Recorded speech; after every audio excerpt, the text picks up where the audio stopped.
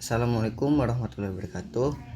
Di sini kami dari kelompok 3 kelas L1 Proteksi Sistem Tenaga yang beranggotakan Daniela Rahmawati, Alvin Maishandra, Richard Alvin Julianto, Dermawan Hadi Putra, Han Christopher Ebenezer Sinaga, dan Endi Tupala.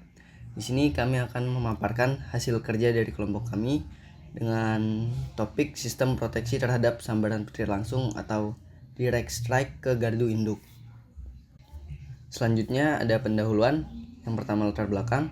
Indonesia merupakan negara yang berada di garis khatulistiwa, memiliki iklim tropis dan suhu hangat, kelembaban tinggi serta curah hujan yang besar.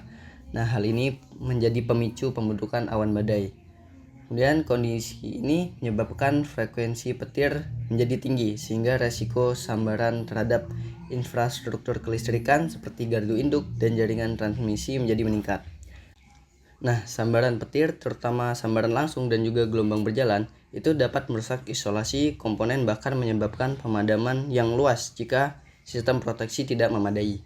Nah, sebagai komponen vital yang ada di sistem tenaga listrik, gardu induk memerlukan sistem proteksi petir yang andal. Contohnya seperti arrester kawat tanah dan sistem pertanahan atau grounding yang menyalurkan arus petir ke tanah. Nah, studi ini sendiri dilakukan di gardu induk Sukarame 150 kV Kota Bandar Lampung dengan menggunakan pendekatan metode bola gelinding untuk menentukan sudut lindung dan pengukuran tahanan sistem grounding. Dan desain proteksi ini disesuaikan dengan arus puncak petir di Indonesia, yang mana 40 kA untuk 50% dan 18 kA untuk 85%. Hasil dari studi ini juga diharapkan dapat memberi pemahaman tentang efektivitas sistem proteksi petir dan pentingnya menjaga keandalan sistem tenaga listrik nasional. Baik, selanjutnya ada rumusan masalah. Yang pertama, menganalisis penerapan rolling spare method pada menara transmisi 150 kV.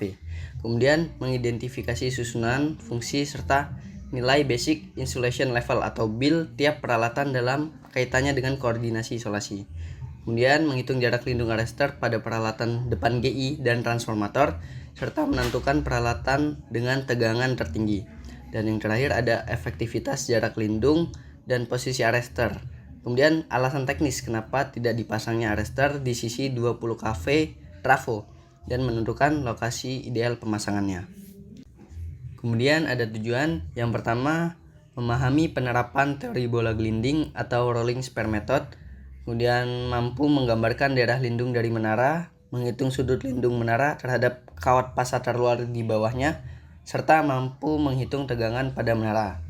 Yang kedua, mampu menggambarkan dan menyusun peralatan yang terpasang di gardu induk, mulai dari tiang akhir menara sampai ke trafo, serta memahami masing-masing fungsinya. Kemudian yang ketiga, mampu menghitung jarak lindung arrester yang terdapat di peralatan paling depan GI, dan juga arrester yang terdapat di depan trafo. Dan yang terakhir, mampu menganalisa jarak lindung arrester dan mengetahui penyebab tidak adanya arrester di sisi 20 kV trafo.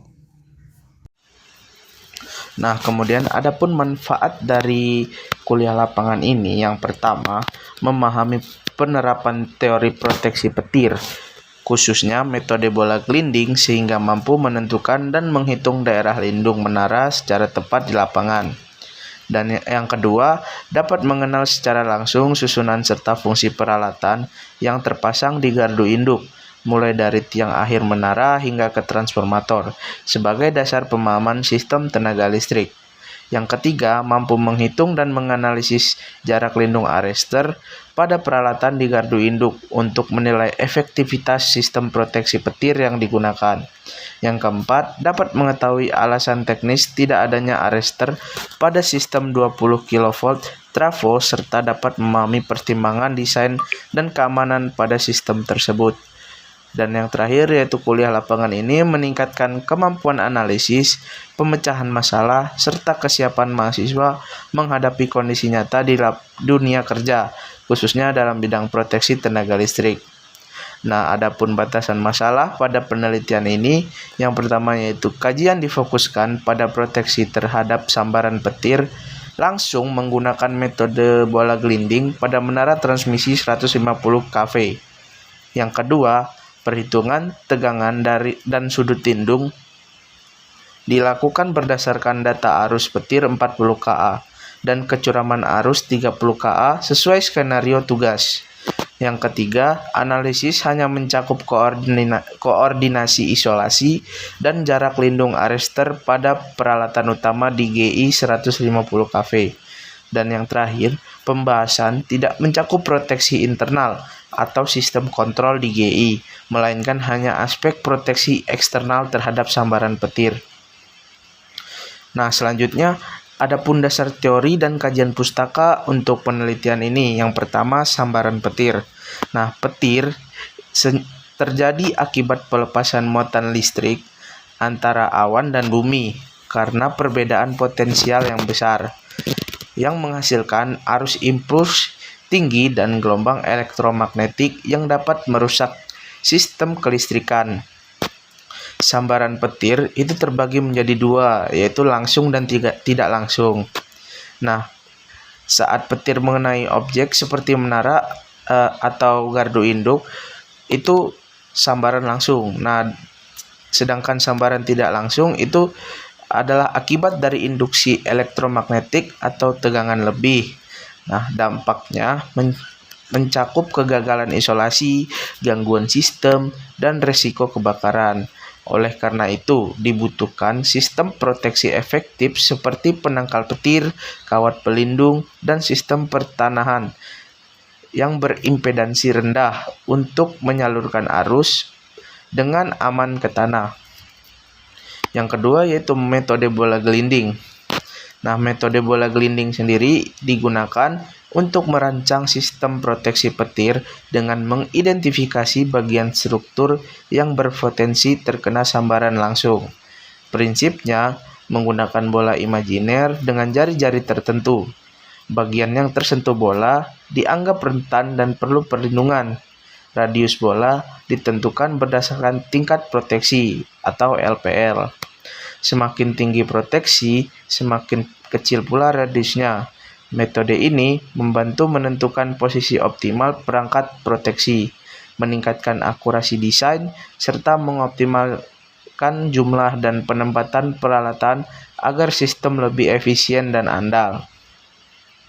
Kemudian terdapat koordinasi isolasi. Koordinasi isolasi sendiri bertujuan menentukan ketahanan isolasi terhadap tegangan lebih akibat sambaran petir atau switching.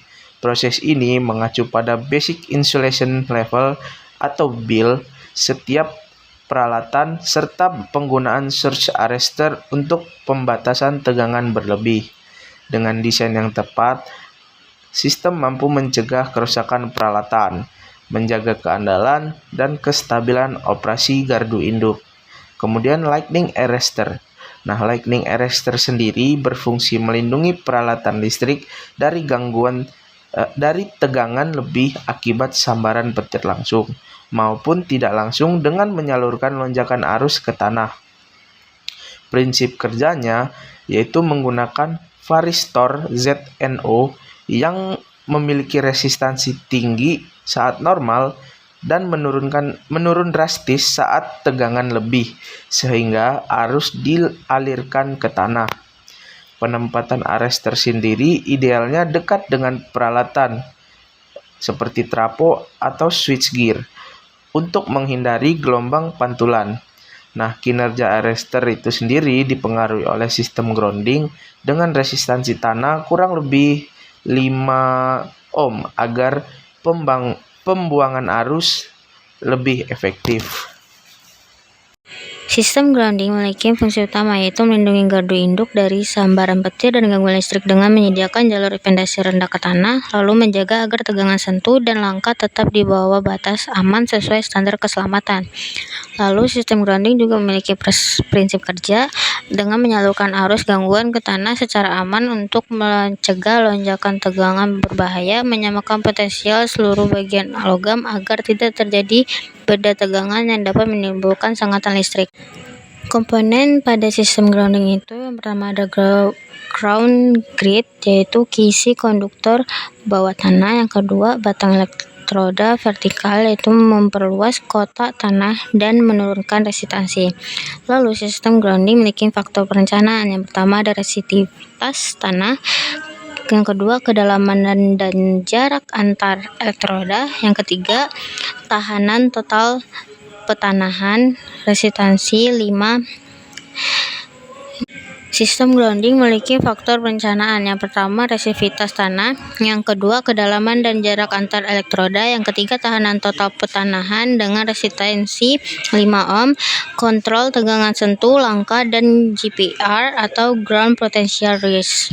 Sistem grounding memiliki faktor perencanaan. Yang pertama ada resistivitas tanah, yang kedua kedalaman dan jarak antar elektroda, yang ketiga tahanan total petanahan dengan resistansi kecil dari 5 ohm, yang keempat kontrol tegangan sentuh, langkah, dan GPR atau ground potential risk. Jadi pada bagian ini kita akan membahas tentang dasar teori dan kajian pustaka yang berkaitan dengan standar proteksi sistem tenaga listrik, khususnya standar dari IEEE dan IEC. Dalam sistem tenaga listrik, standar proteksi itu penting banget untuk memastikan semua peralatan bisa beroperasi secara aman, andal, dan tetap bekerja dengan baik kalau terjadi gangguan di sekitar sistem. Pertama, dari sistem standar IEEE ada beberapa standar penting seperti IEEE C37.2 tahun 2008 yang menjelaskan tentang fungsi dasar dari relay proteksi, lalu IEEE C37.91 tahun 2016 yang membahas aplikasi proteksi diferensial pada transformator, dan IEEE C37.113 tahun 2015 yang mengatur tentang koordinasi sistem tenaga dengan relay proteksi. Secara umum, standar IEEE ini digunakan sebagai acuan dalam pengujian dan pengaturan relay agar sesuai dengan kondisi beban dan koordinasi sistem. Kemudian untuk standar IEC 60255 membahas tentang pengujian dan karakteristik relay proteksi. IEC 60044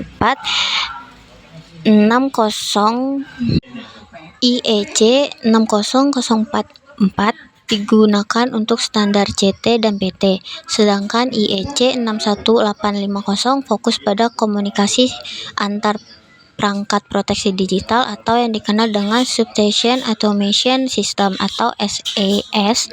Nah, kombinasi antara standar IEE dan IEC ini menjadi dasar penting dalam perencanaan maupun evaluasi sistem proteksi modern, terutama yang digunakan di gardu induk termasuk GIS atau Gas Isolation Substation.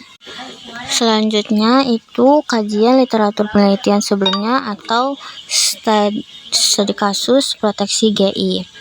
Penelitian terkait sistem proteksi petir pada gardu induk itu yang pertama pada Hermawanto DKK pada tahun 2024, analisis arrester di GI keramasan menunjukkan bahwa jarak optimal pemasangan arrester adalah sedekat mungkin dengan transformator dengan jarak optimal 22,5 meter, jarak aktual 5 meter, yang menyatakan aman dan sesuai SPAN 7.1978.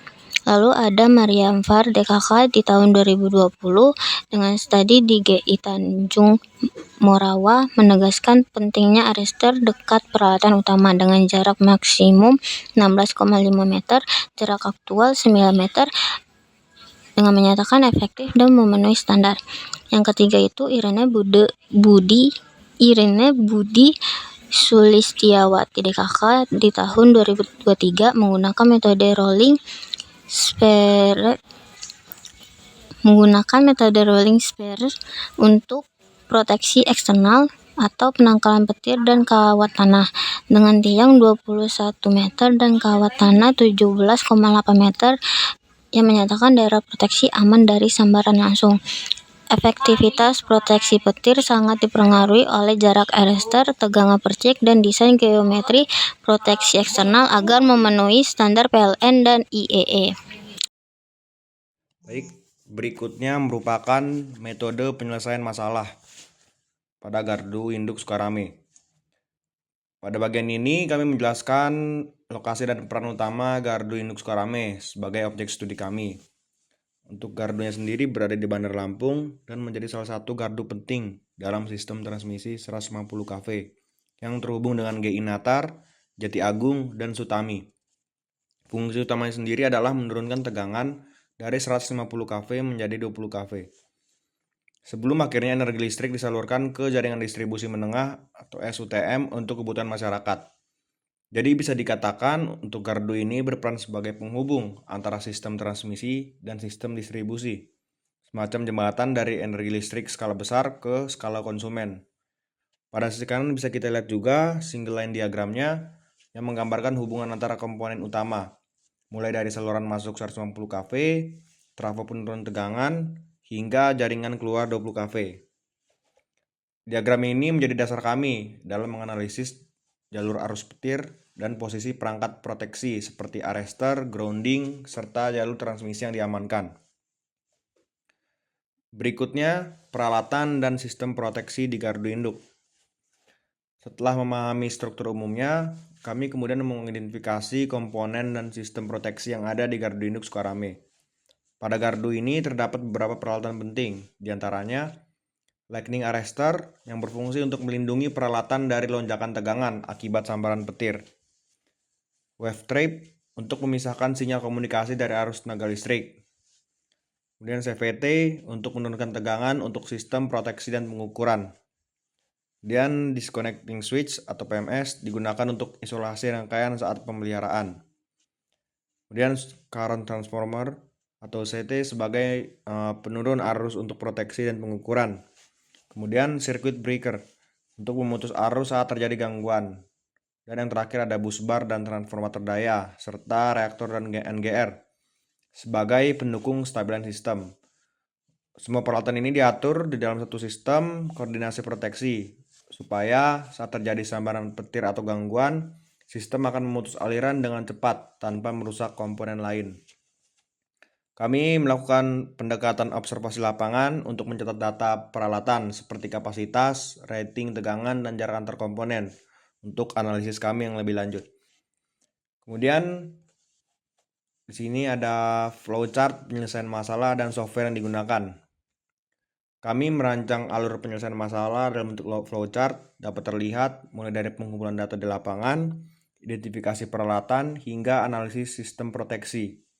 Untuk membantu perancangan analisis, kami menggunakan dua perangkat lunak utama. Yang pertama yaitu AutoCAD, yang kami gunakan untuk menggambar ulang layout gardu induk dan posisi peralatan secara presisi. Ini penting untuk penentuan sudut lindung dan jarak proteksi supaya dapat dihitung lebih akurat. Kemudian yang kedua ada software CorelDRAW yang digunakan untuk menyusun desain visual dan diagram teknis yang lebih representatif agar mudah dipahami secara visual.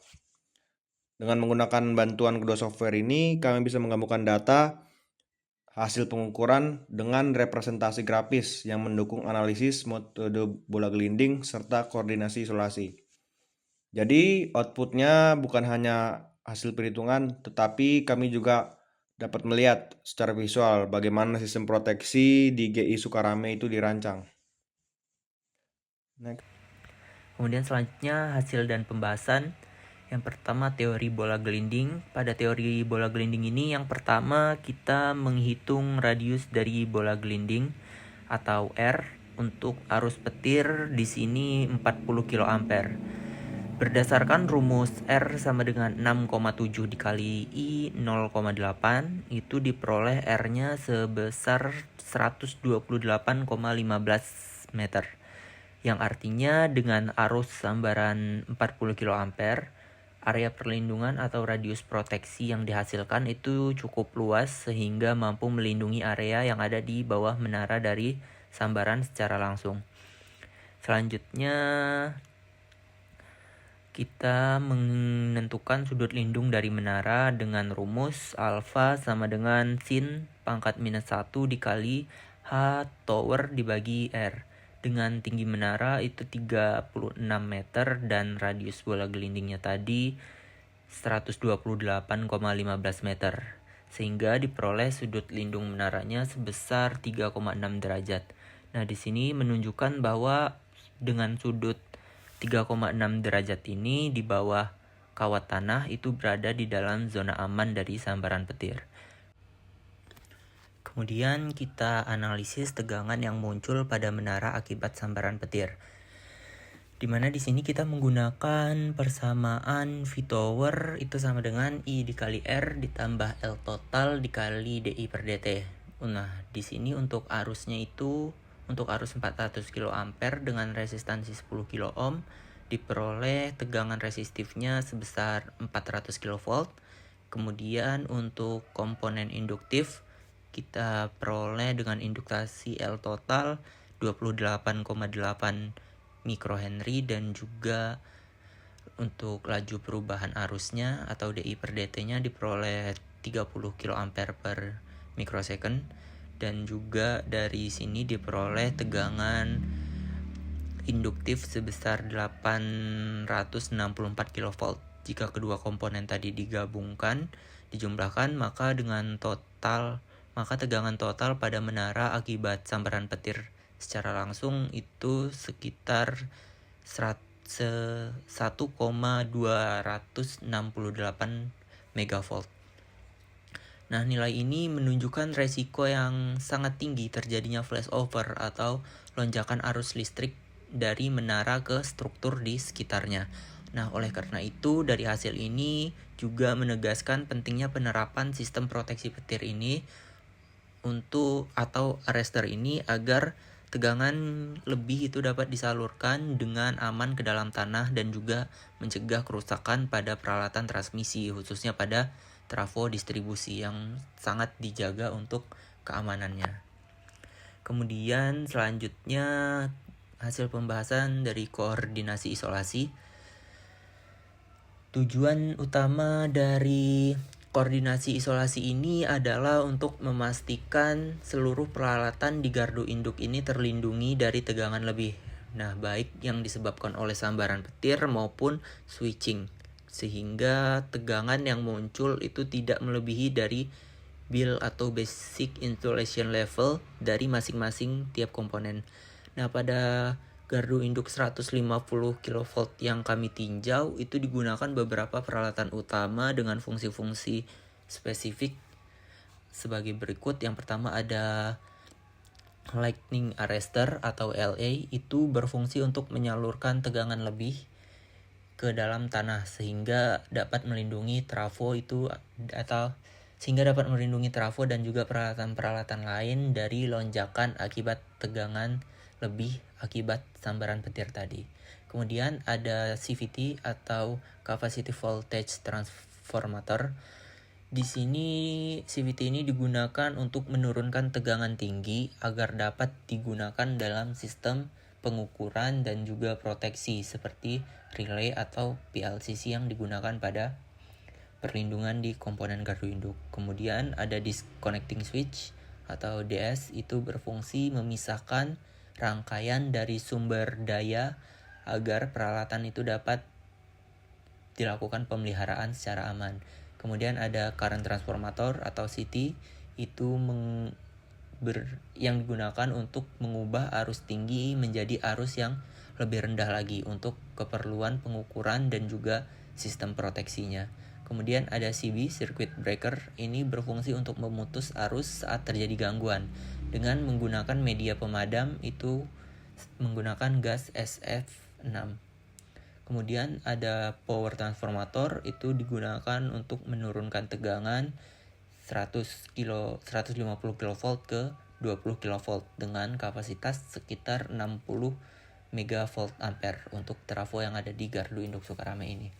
Kemudian yang terakhir itu ada kubikel 20 kV, yaitu panel distribusi yang berisi LBS dan VCB serta sistem relay proteksi untuk jaringan saluran udara tegangan menengah.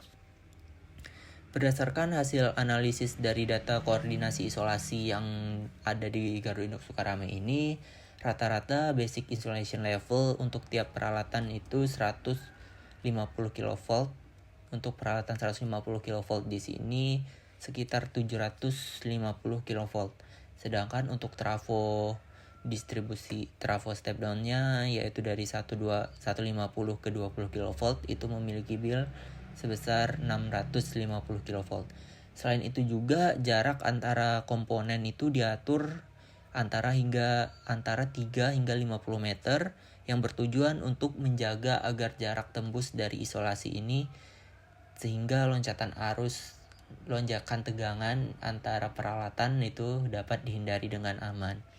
Nah, dengan pengaturan koordinasi isolasi yang tepat ini, maka sistem gardu induk ini dapat beroperasi dengan aman, mencegah kerusakan akibat tegangan lebih, dan juga menjaga kontinuitas suplai daya listrik di sekitar gardu induk Sukarame ini.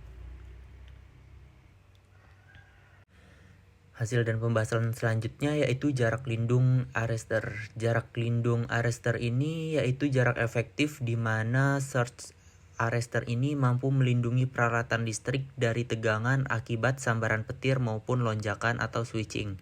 Kemudian tujuan utama dari arrester ini untuk memastikan agar tegangan yang muncul itu tidak melebihi dari basic insulation level. Kemudian semakin dekat dengan posisi arrester peralatannya, maka peralatan tersebut akan memiliki perlindungan yang semakin efektif. Pertama, di sini kita melakukan perhitungan tegangan induktif per meter dari jalur arresternya. Diperoleh nilai sekitar 16 kV per meter. Di sini artinya setiap penambahan 1 meter panjang penghantar itu akan menambah tegangan sekitar 16 kV saat terjadi impuls petir. Dengan demikian, semakin panjang konduktor antara arrester dengan peralatan, maka kinerja dari arrester tersebut akan menurun karena munculnya kenaikan tegangan tambahan pada jalur tersebut. Kemudian untuk jarak lindung efektif, hasil perhitungan kami menunjukkan nilai sebesar 10 meter, di mana hal ini berarti arrester sebaiknya dipasang kurang dari 10 meter dari peralatan seperti trafo ataupun pemutus tenaga. Tujuannya agar tegangan lebih yang timbul itu tidak akan melampaui bill atau basic insulation dari peralatan tersebut. Selanjutnya dilakukan analisis drop resistif dan potensial tanah atau GPR. Nah, di sini dengan sambaran arus petir sebesar 40 kA dan tahanan tanah sekitar 3 ohm, itu kami peroleh kenaikan potensial tanah sebesar 120 kV. Nilai 120 kV di sini cukup tinggi dan juga berpotensi memicu arus balik ke sistem, sehingga disarankan agar tahanan pembumian pada gardu induk ini dijaga kurang dari 1 ohm. Tujuannya agar energi petir dapat terdisipasi ke dalam tanah secara aman. Kemudian yang terakhir, pada perhitungan jarak lindung teoritis berdasarkan gelombang impuls, kami peroleh nilai sejauh 750 meter. Nilai ini menunjukkan bahwa arrester ini mampu meredam gelombang hingga jarak 750 meter. Namun di sini efektivitasnya tetap dipengaruhi oleh faktor pantulan gelombang dan juga redaman energi di sepanjang konduktornya. Nah, oleh karena itu, pada sistem tegangan 150 kV di sini, arrester ini ditempatkan sedekat mungkin dengan trafo utama. Dan secara keseluruhan, hasil ini menunjukkan bahwa penempatan arrester dalam jarak yang sangat dekat ini tentunya sangat diperlukan untuk memastikan perlindungan yang optimal terhadap peralatan gardu induk, khususnya untuk trafonya, dan juga menghindari kerusakan alat akibat sambaran petir secara langsung maupun tidak langsung. Baiklah, selanjutnya hasil dan pembahasan analisis sistem proteksi arrester pada sisi 20 kV. 4.4.1 Analisis jarak lindung. Yang pertama, metode bola gelinding digunakan untuk menentukan area aman dari sambaran petir. Yang kedua, jari-jari bola bergantung pada tingkat proteksi petir. Semakin tinggi proteksi, semakin kecil radius bola. Yang ketiga, komponen yang berada di bawah permukaan bola dianggap terlindung dari sambaran langsung. Dan yang keempat, yaitu analisis menunjukkan sisi 20 kV trafo berada dalam zona aman berkat sistem shielding dan grounding sehingga tidak memerlukan arrester tambahan. 4.4.2 Analisis penempatan arrester pada sisi 20 kV. Yang pertama, fungsi utama arrestor adalah melindungi peralatan listrik dari lonjakan tegangan. Namun, pada beberapa gardu induk, arrestor tidak ditempatkan di sisi 20 kV transformator karena yang pertama, sudah ada pelindung eksternal seperti seal wire dan batang penangkal petir yang mengurangi risiko sambaran langsung. Yang kedua, peralatan 20 kV sudah memiliki basic insulation level atau BIL yang cukup untuk menahan tegangan lebih sesaat. Dan yang ketiga, efisiensi dan cakupan proteksi lebih baik jika arrestor dipasang di panel feeder atau switchgear yang melindungi beberapa peralatan sekaligus. Dalam praktik lapangan, arrestor 20 kV biasanya ditempatkan di switchgear atau di dekat basing transformator luar ruangan, tergantung desain gardu. Pemasangannya harus memastikan sistem grounding berimpedansi rendah agar energi petir tersalurkan aman ke tanah. Selanjutnya kesimpulan dan saran. Kesimpulan yang pertama yaitu menganalisis metode bola gelinding 128,15 meter menunjukkan gardu terlindung, namun impuls 40 kA masih mencapai 1264 kV, melebihi BIL 750 kV, sehingga diperlukan arrestor dan pentanahan yang baik. Yang kedua, setiap peralatan CT, CVT, CB, trafo memiliki BIL berbeda, sehingga penempatan arrestor harus disesuaikan agar tegangan tidak melebihi batas isolasi. Yang ketiga, arrestor efektif dalam radius kurang lebih 10 meter dari peralatan. Jarak lebih jauh berisiko tegangan melebihi BIL dan merusak isolasi. Yang keempat, arus petir 40 kA dengan tahanan tanah 3 ohm menghasilkan 120 kV yang berisiko back flashover. Tahanan gardu harus dijaga kurang dari 1 ohm agar disipasi arus aman. Yang kelima, secara teoritis, arrestor mempengaruhi gelombang hingga 750 M. Namun, karena efek pantulan dan redaman, posisi terbaiknya sedekat mungkin dengan trafo daya. Dan yang terakhir, pada sisi 20 kV tidak diperlukan arrestor tambahan karena sudah terlindung oleh sistem distribusi dan koordinasi isolasi internal. Selanjutnya saran. Yang pertama, arrestor sebaiknya dipasang dekat terminal trafo atau konduktor 150 kV agar perlindungan lonjakan tegangan optimal. Yang kedua, tahanan gardu dijaga kurang dari 1 ohm dengan perawatan rutin untuk mencegah GPR lebih dan back flashover. Yang ketiga, evaluasi koordinasi isolasi dilakukan berkala, terutama setelah perubahan sistem atau penggantian peralatan.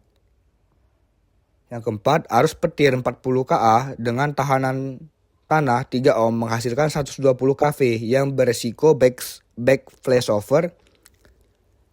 Tegangan gardu harus dijaga kurang dari sama dengan 1 ohm agar disipasi arus aman. Yang kelima, lakukan inspeksi dan pelatihan rutin pada arrestor, counter, dan sambungan grounding untuk memastikan kinerja proteksi.